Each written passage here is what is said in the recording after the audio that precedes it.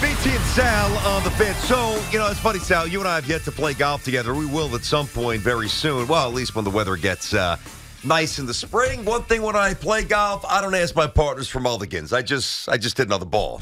I reach into my pocket, and I put it on the tee, and I hit another one, and I really don't care what anybody thinks. So I don't really ask for one.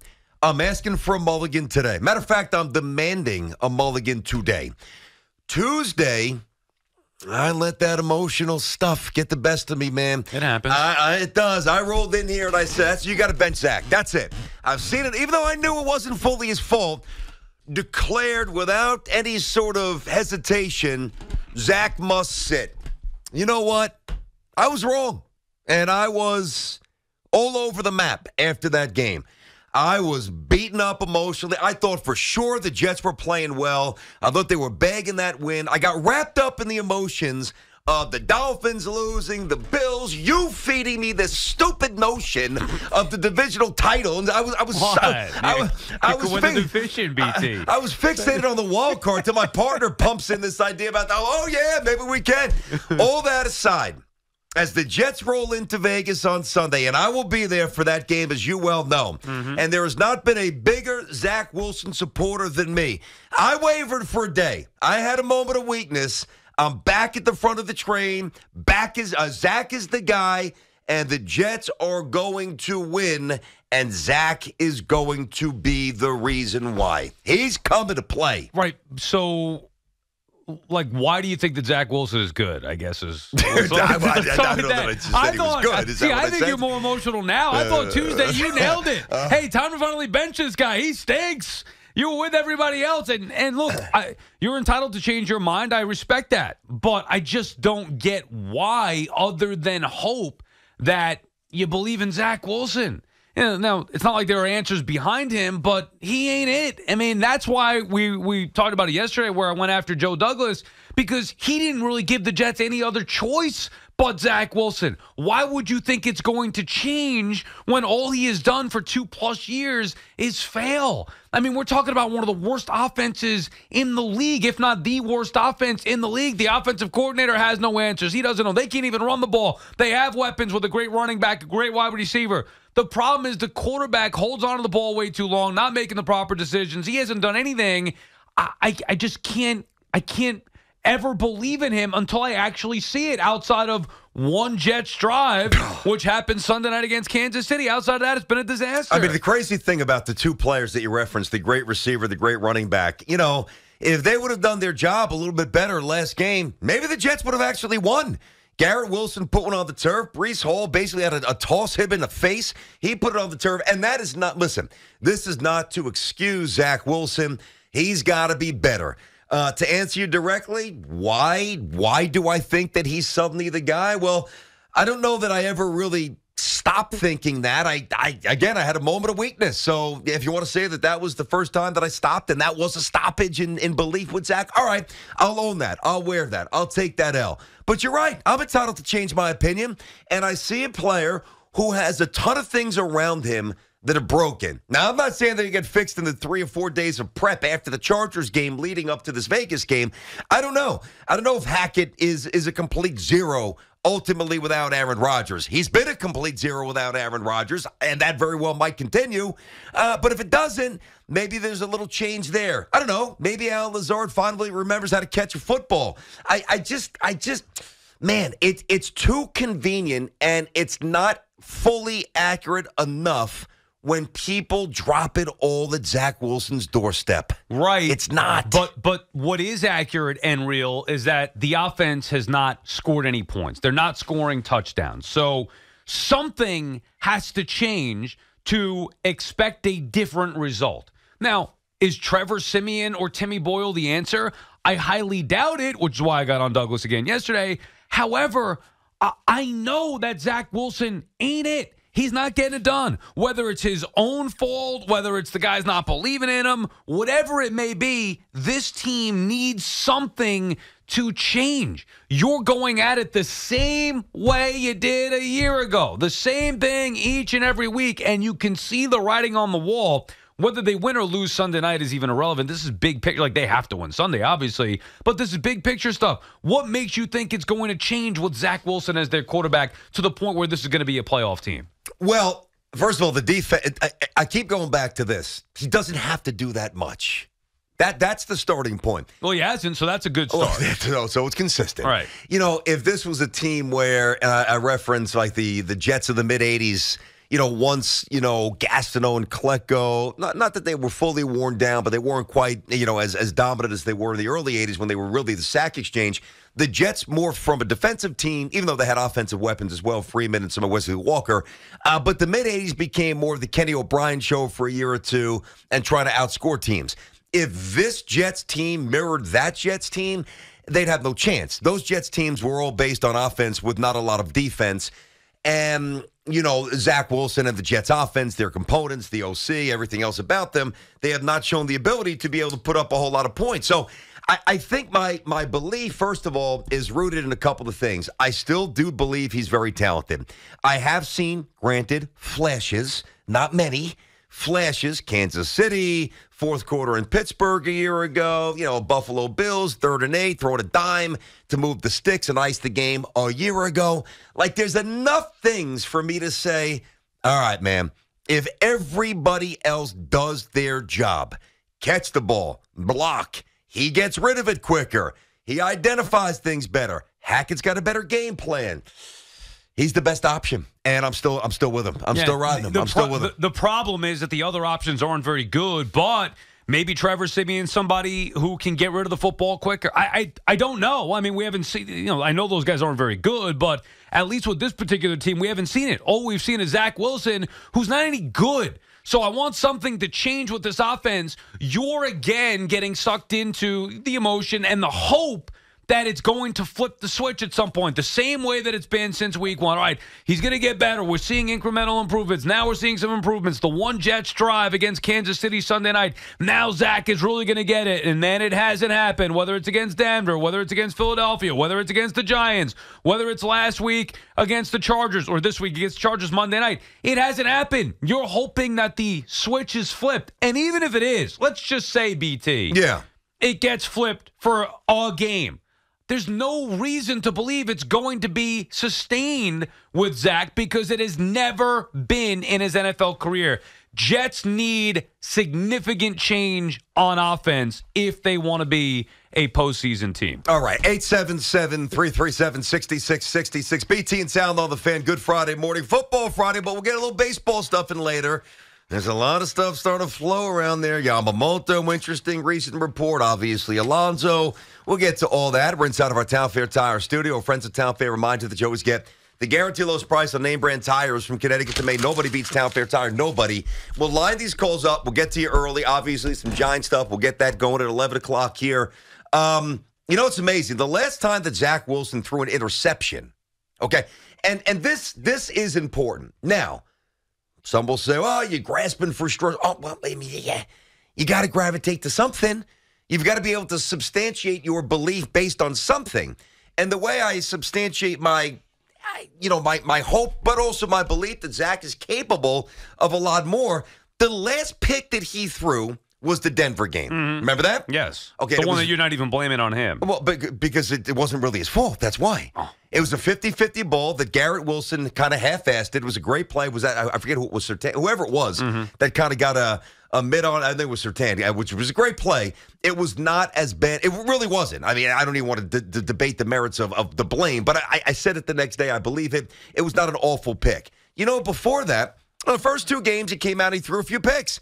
And then that Patriots game when they did nothing, but he didn't throw any picks. Then the Chiefs game, he was awesome, 2 touchdowns, no picks. Then the Denver game, all right, they won. He wasn't great. The one pick, not really on him, in my opinion. Eagles, Giants, Chargers, no picks, no picks, no picks. Nobody in the NFL has thrown more consecutive passes without a pick. And I know that seems like the lowest common denominator. Like, that's like saying, well, it's the only thing you have to hang your hat on. Everything else is the wrong way. Yeah, I'm going to give you that. But you've got a young player who was thrust into a situation he should not be in right now. We all know that because we've done it a million ways sideways with Rodgers and thrown in there. Okay, there's also an expiration point on that. I got it. But Who leads the NFL in drops? It's the Jets.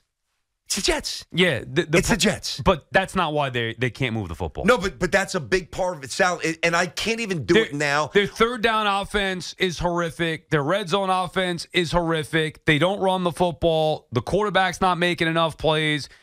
It's not just him, but he's the quarterback. He's the problem. We went over it yesterday where even Dobbs, look at the numbers that he's put up, where the Jets could have had him. He moves the football. He scores points. And Zach Wilson just doesn't do that. So, I mean, at some point, and I knew Tuesday you were emotional, and that's fine, but at some point, you've got to realize that Zach ain't it. And more importantly than you realizing it, the Jets have to realize it. Now, it will happen. Maybe it happens as soon as Sunday night. They need to understand that Zach Wilson isn't the guy, and it's criminal that they're wasting that type of defense. I still think he can get it done, which is, I'm sure, amazing to many of you, but I do. Drew's in Comac, New York. What's going on, Drew? BT and Sound on the Fan. How are you? How you doing, guys? Hey. Listen, I've been 66 years old. I've been a Jets fan forever. Was in the locker room in Hofstra with Namath and all the other guys getting autographs as a kid. This kid is terrible. You know what he reminds me of? He reminds me of a golf mat. This kid on the practice field is phenomenal, throwing passes. This is how the Jets are evaluating him. Yeah. I go to the golf range. I set my ball up. Yep. It's perfect every time. I'm hitting the ball. I hit it great. You know, if this kid's a quarterback, then I'm a scratch golfer because he is horrible. Yeah. There's been no indication that this kid ever could bring a team back from the depths of despair and lead them to somewhere. He is the common denominator the last 3 years, and he's horrible. He's not getting any better, and I'm tired of it. I want Joe Willie back. All right, well, okay, so Joe Willie, I'm not even sure if Joe's still a Jets fan based on some of these tweets, which is fine. What would you do? You know who's on the roster right now. You don't like Zach. I got that. I hear you. What would you do? Joe Willie. Besides Joe. I would put I would try Trevor Siemian. Okay. Everybody didn't think Mike White was great last year, couple years. They put him in, and the kid actually moved the offense. Looked like he actually had a brain in between his shoulders. Yep. You know, that is a good point, Drew. And and thank you for the call. I'm not a big Mike White guy myself. Like, I don't think he's particularly good. Okay. Yeah, I hear you. However, in comparison to Zach Wilson, he looked like Joe Willie, and that's why Jet fans love him, because Mike White came in and actually moved the freaking football down the field, something Zach cannot do consistently outside of course, one Jets drive, Sunday night against Kansas City. He doesn't do it. Now, do I think Trevor Siemian's the answer? I don't. Do I think Timmy Boyle could spin it? I don't. But I know that Zach Wilson ain't it, BT. For whatever reason, he's not getting it done, and he's wasting what otherwise would be a great team because of that freaking defense. I did like Drew's golf mat analogy because you go to the range and there's no side hill lies, and there's no uneven grass or divots. It's just put it up and you get in a groove and you hit one after the other. And I'm sure, again, we all know Zach on the practice field with shorts, flinging it around during the summer, looks amazing. He's got a rocket. He's got good mobility. Games start. Things change. What I'm saying is not all his fault, and he's the best option still. Pete Newberg, BT and Sound on the Fan. What's happening, Pete? How are you? Good. Day after day listening about Zach Wilson. This is going to go on for years now already. Like, 30 people could do what he does. There's nothing special there anymore. Give up. Give it up. Next year, you're going to a year with him as a backup. Aaron Rodgers, every time he gets hit, you're going to hope he gets up and not be hurt. How can these guys keep going through this? I'm a Vikings fan. We traded for Dobbs. He comes onto the field. He knows what he's doing. He's immediate and impact in the game. Wilson is not an impact in the game. That's it. It's over. Go past it. Keep trying to win with somebody else. Put another guy in that does what he does. Think about what he just said there, BT, and thank you for the call, Pete. I love the word he used. What? Impact. Yep. Because you keep talking about it, and there's truth, right? Like, he hasn't been a disaster. He hasn't turned the football over the way that he's ruined games in recent years, in the first 2 years. No. However, he plays the most impactful position in the sport and yet has no impact, or at least no positive impact. There's, what does he do? Well, he doesn't throw interceptions. Okay. What else does he do? The answer is nothing. There's no impact from the most impactful position on the field. What are the reasons for that? Honestly.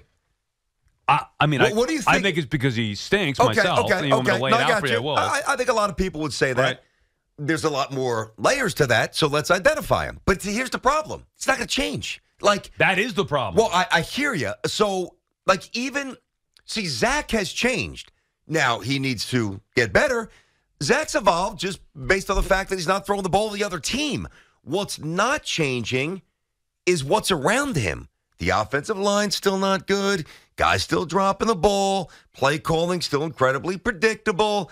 So maybe the way for Zach Wilson to actually look better is, I don't know, the components around him to actually do their job and look better. Is that possible? But you think it's everybody else but him. I'm not saying that. I'm not saying that. Well, I'm saying I'm not saying you that. want the offensive I'm not saying you're absolving him of all blame. He's got to be better. Okay, but like Lazard shouldn't be as impactful as Zach Wilson. He's the number 2 receiver. The number 1 receiver is always double teamed. Lazard stinks. Yeah, well, he stinks. I'm not debating that, but he's killed them this year, either with drops or stupid penalties. Other teams have done more offensively with way less than the Jets have. It can't be you need a weapon everywhere, like this idea, Devontae Adams, bring him in here like they need him. You have a great receiver in Garrett Wilson. You have a great running back. You're already ahead of the game with those two guys. Not saying you couldn't use depth and not saying you couldn't use help somewhere else, but other teams, the Cardinals did it, the Vikings are doing it, other teams do more with a lot less. And I'm just naming 2 teams. Obviously, we can go up and down a list of teams who actually have moved the football and scored some freaking touchdowns. How about Bill in Brick, New Jersey? What's happening, Bill? How are you? Oh, my God. These Jet fans cry me a river. Wow. It's not Wilson's fault totally. He's running a system set up for Aaron Rodgers. Look, it's like a square peg in a round hole. It's not going to work. Hackett is not flexible at all. Offensive line, he couldn't even get us through a series of downs without getting their quarterback hurt. Face it, the Jets, it's not all Wilson's fault. They should have had a quarterback, a.k.a. maybe like Kirk Cousins before he got hurt, that almost replicated what Rodgers could do. Wilson's not the same quarterback. Well, I don't. But Billy, I don't think that Cousins. I hear you on the other points, and I agree. I don't think Cousins is like a mirror, even like an Aaron Rodgers light. I don't think Kirk's very athletic. I don't think he's got all those different arm angles. Now he's a whole hell of a lot better than Zach Wilson's been. That's for sure. I'm going to grant everybody that. But in terms of like looking at a player and just seeing similar like body movements, with the fluidity, like Zach is a lot more like Rodgers. I don't mean in terms of talent, but in terms of than Kirk Cousins is. Right. So Cousins can't move. That's the what I'm saying. Elusiveness, the quickness of his feet, the escapability. Cousins is like, he's not a pure pocket passer, but he's not. Zach can move. He's he mobile. can move, but yet they don't put him out. They don't move him. That's what's amazing. Oh, he's running around. He's always holding on to the ball too damn long. I agree, but he's running around. Here's the difference, though. He's running around, but he's running around because he's got 3 guys in his grill in 1.1 second or less, 0.8, 0.8 of a second. Is he running around because they're actually trying different things to cater to his skill set, or is he running around to avoid getting destroyed by 2 big men hunting him down? Why doesn't he just get rid of the football? Because nobody's open. No, I think nobody's open. I think it's because he's afraid to make a mistake. Well, I think that, yes, I do think, I said this the other day, I do think they've coached most of the remnants of ball, like just pure, raw, let him unscripted. Go. Let the Colt eat. Let him run. Good or bad? Yes. Let it rip. If he runs off the mountain and crashes, I mean, I hate to be so morbid here, then the horse, falls to an ugly, untimely death. But at least you're going to find out if he can eat a little bit. Let him run. I hate when coaches and teams do that, and it's in all sports. The baseball players, they get, these guys over analytical and launch angle and this or that. They're paralyzing players when they get in the batter's box. Yes. Where they're all thinking instead of just going up there and doing. See the ball, hit the ball. Yeah, that is the most basic statement in baseball. And with Zach Wilson, he's been ruined because he was thrown to the wolves, failed, heard the critics from everywhere, media, fans, obviously the team, the coaches. Yep. And that was a shell of what he once was. And while he's not making mistakes, he's not doing anything. So I would rather them let it rip. We've been talking about this for weeks. Yeah. Let it rip. He'll throw some touchdowns. He'll make some mistakes, but he'll learn from that more so than being so afraid to make a bad decision that he doesn't get rid of the football. That is the biggest problem to me. He's thinking way too much. That's obvious by how long he holds on to the ball. Man, I agree with that. You know, even if he throws a pick, I mean, there's no guarantee that the Jets defense allows a touchdown. They might give up a 3 spot. Right. So I'd rather see a stat line of, I don't want to say 2 picks, but 2 touchdowns. I don't care if you throw 3 a pick. TDs, 2 picks, 2 touchdowns, 2 picks. Fine. Yeah, we could live with that with this team. Yes, you can't score 6 points at home against the Chargers and win. And also, you learn more about the quarterback. Yeah, no, I got you. All right, listen, I had a temporary moment of weakness. I admit, I was all over the map emotionally. So emotional. Well, I mean, my wife had surgery that night. I didn't sleep a wink. I come in, I do the just brutal. But now I'm back to my old resilient self, and I'm back to lead the charge. Zach's the guy. I back like in it. Zach. Let's go. 877-337-6666. Some good baseball stuff later as well. Giants will weave you in at 11. BT and Sal on the Fan.